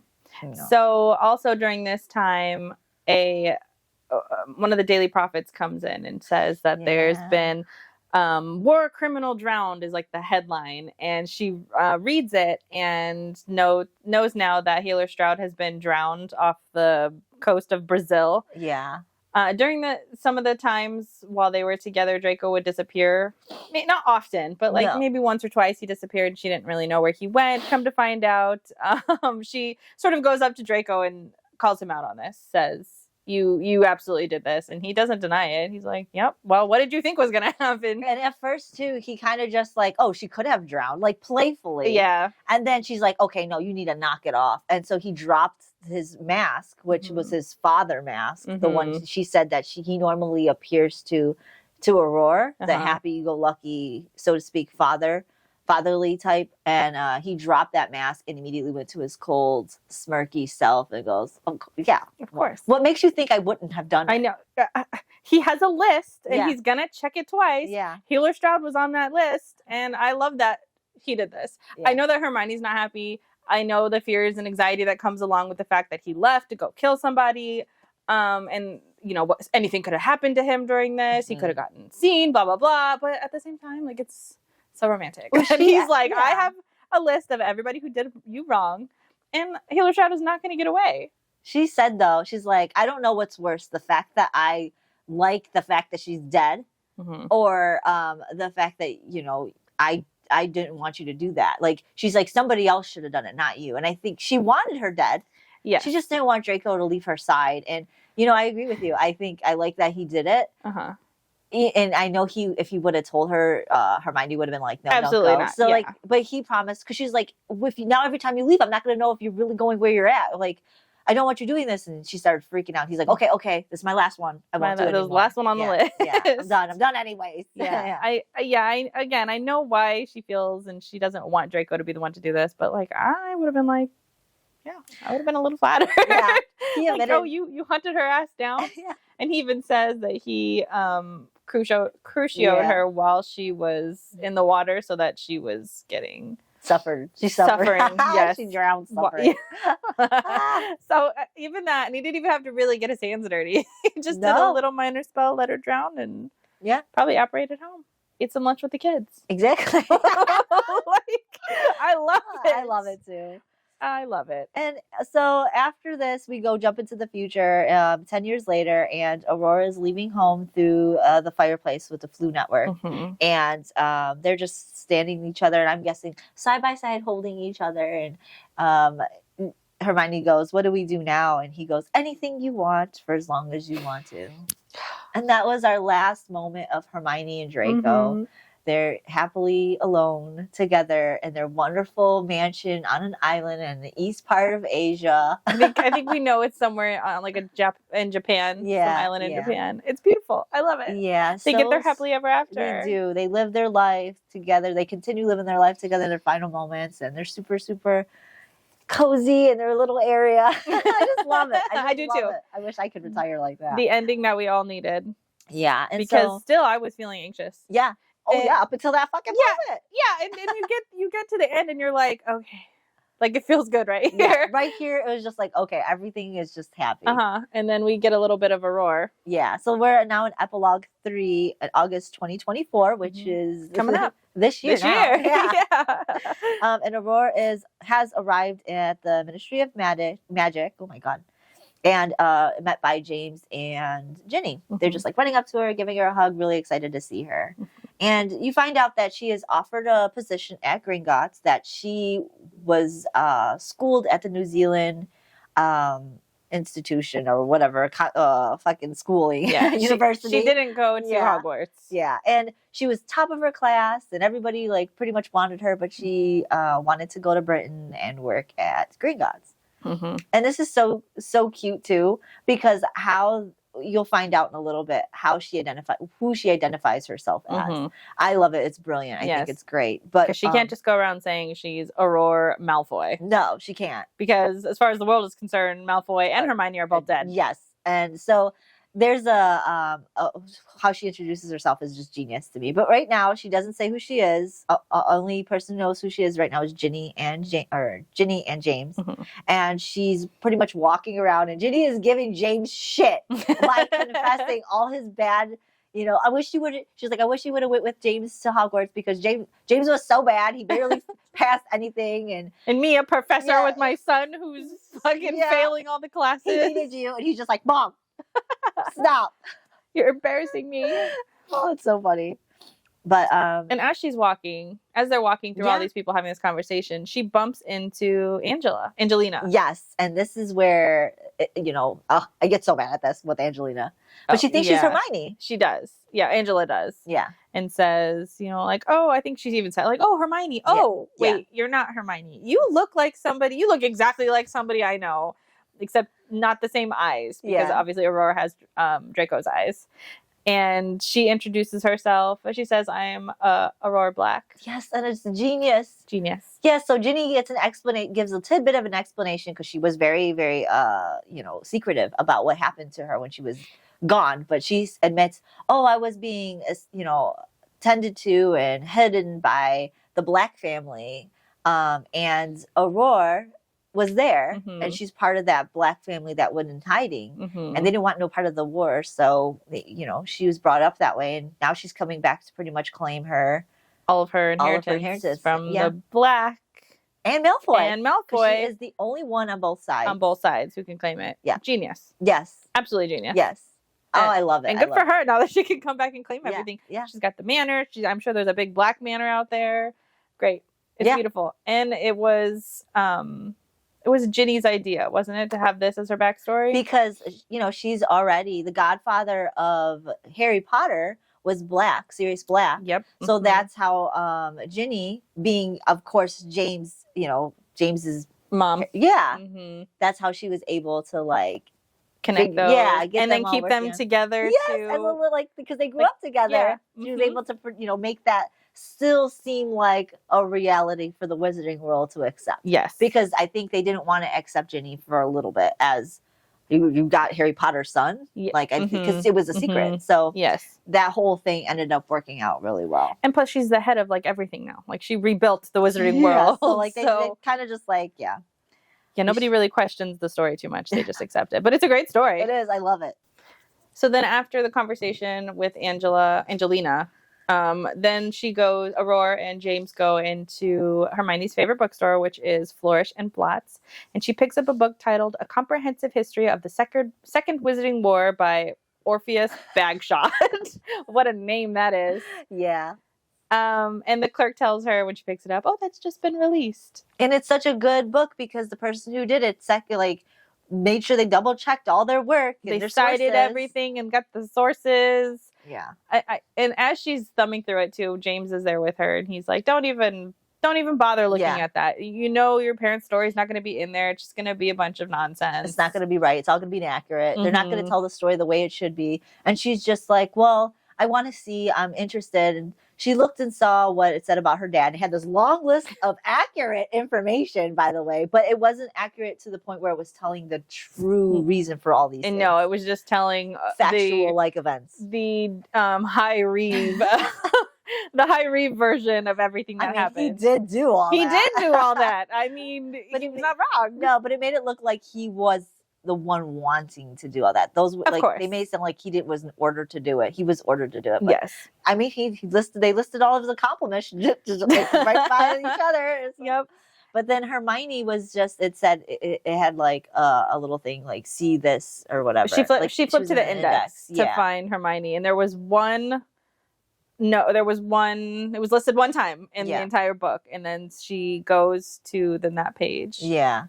And she sees that it's a picture, but we don't know what it is yet. Yeah. But she says that it's a picture, and James and her have a conversation, and he's just like, I think she starts off with saying, I wish everybody would know the truth. And he said, your parents don't want that. They don't want to know. They don't want people knowing the truth. That, why would they? And she's just like, I wish somebody needs to set it right. And he's just like, they just don't want it. And she goes, well, I'm glad I have you guys to talk about it.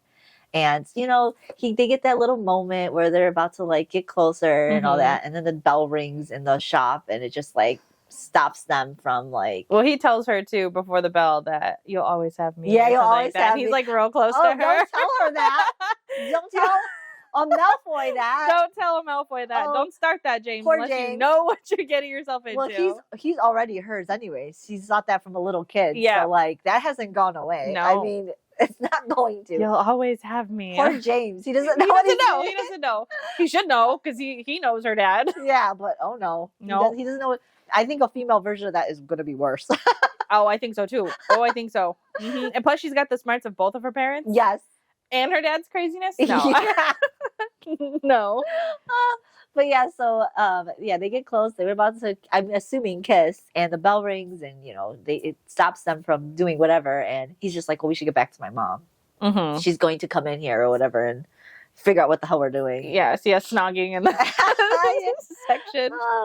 So they end up leaving, but Hermione keeps the book open to that page, and they walk out the shop. But it's in my head, it's almost like a movie where it like zooms in on the book, and you get to look at the page that was open, and you get to see the picture, and the illustration will be right here. Right here for your viewing, but it's a picture of the Christmas Christmas, I think right before all that happened. Yeah. The one that Molly made the three of them take together. Yeah. Right before she provoked Harry and started arguing with him. So it's got her in the middle, squished between Ron and Harry.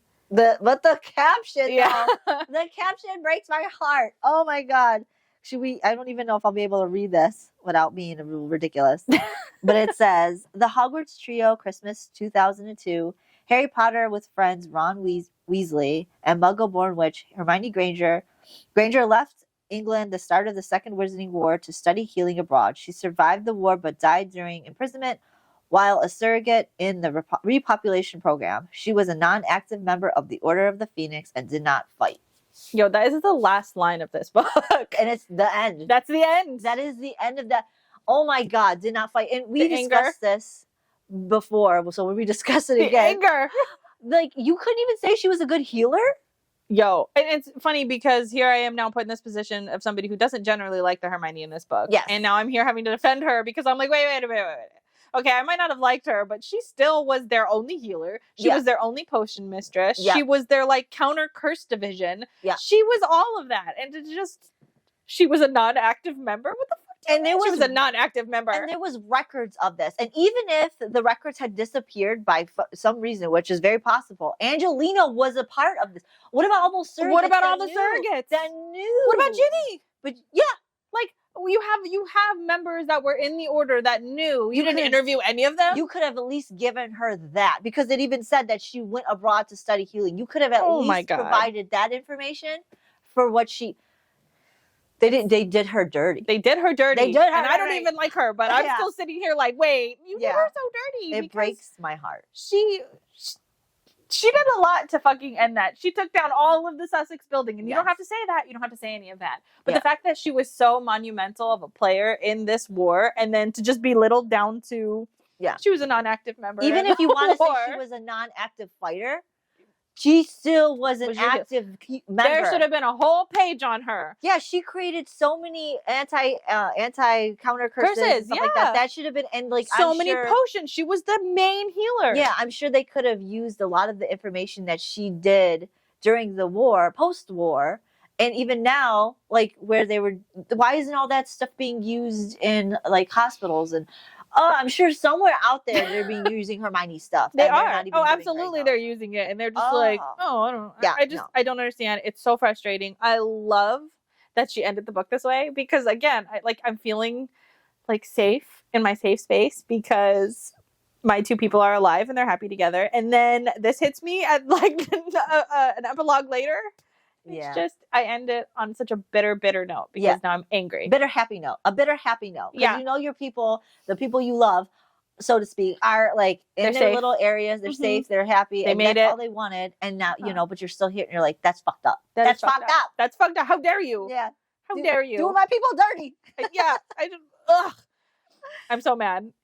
It's a great ending though, because this didn't need to have, this would not have been good if this had been tied up and wrapped in a pretty little bow. No. It needed to end this way. This was a phenomenal way to end this book, just to leave me feeling gross. Not just me, but I hope everybody else feels just as gross. Yeah. But I was so upset. Yeah, I was bitter. And plus, of course, you know, my Harry Potter world that I love so much, knowing that even if you want to go with this, where she was just the, so to speak, healer in their eyes, and the world of the real Harry Potter, she was a detrimental part.